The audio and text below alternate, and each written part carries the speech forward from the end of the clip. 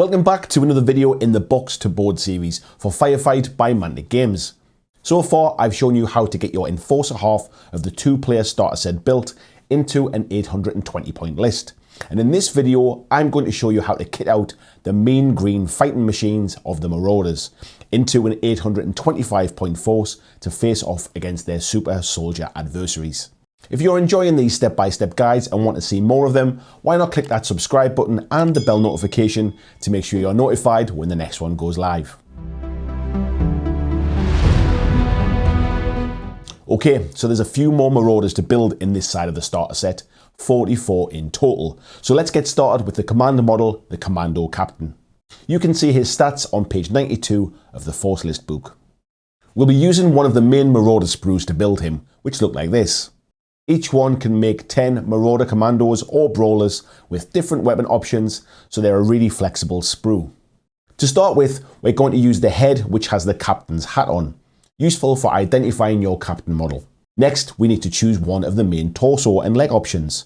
You can choose any one you like, but I like this one covered in grenades. Now for his weapon options. The Commando Captain doesn't have any optional choices available to him when it comes to weapons, so we'll be equipping him with his standard pistol and assault weaponry. This does, however, give you some flexibility to how you want to model him, as he could take a set of claws, a knife, maybe an axe, but I'm going to equip him with the mechanical claw hand.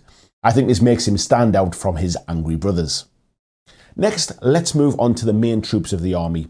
We'll start with the commandos, and you can find their stats on page 86 of the Force List book. Commandos can be taken as a 5 model unit, but you can also add up to an additional 5 commandos to each unit. So we'll be maxing out one of these units, making a couple of smaller units, while also making a couple of individual commandos to keep the captain company. Again, we'll be using the main Marauder sprues for these. We're going to be making 24 of these in total, so start by clipping out 24 of the body parts. Next, we'll build the 3 leaders for the 3 commando units.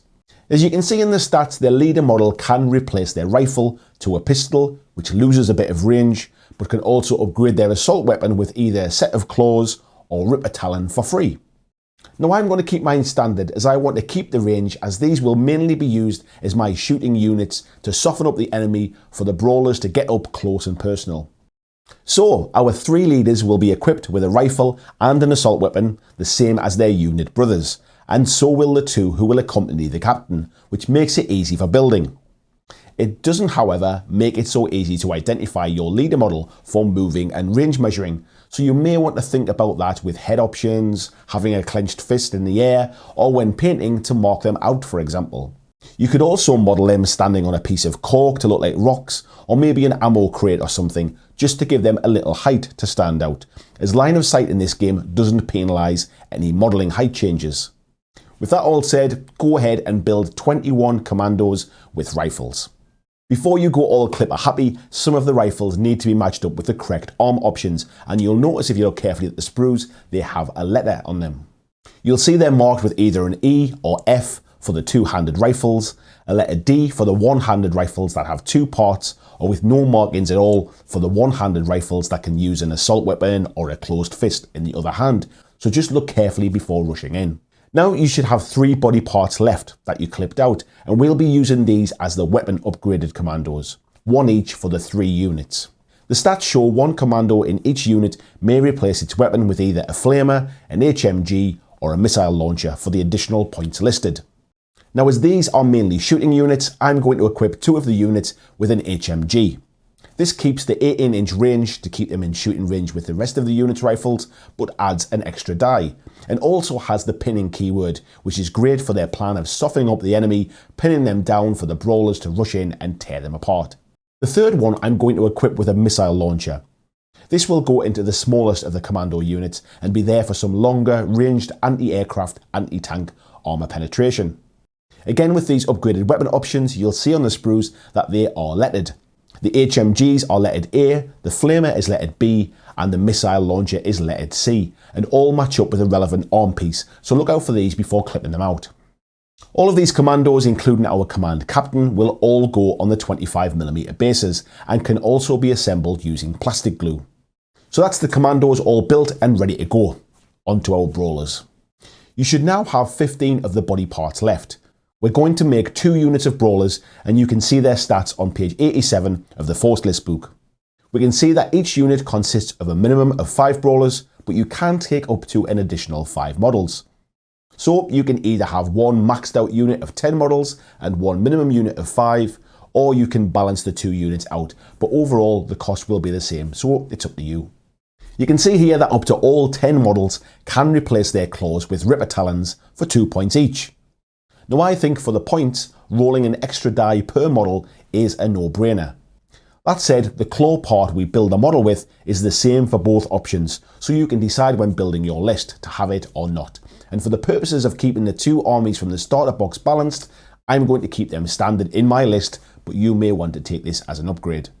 The 2 unit leader models are again equipped the same as the rest of the unit, so consider this for your modelling, painting or basing options to make them easily identifiable. Let's build 13 of the brawlers with pistol and claw then.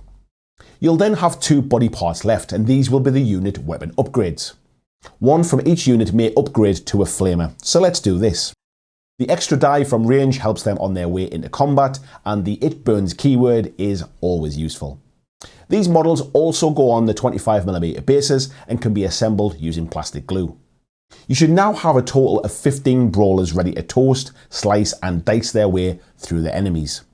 Lastly, we have 4 more models to build, and these are the specialist units of the Ripper Maulers and the Rainmakers. Now these models are made from a different type of material and can't be glued together using plastic glue, so you will need super glue for these. They also will all be mounted on 40mm MDF bases.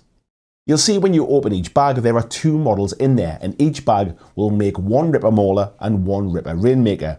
So with the 2 bags you can make 2 of each, and handily each unit consists of 2 models.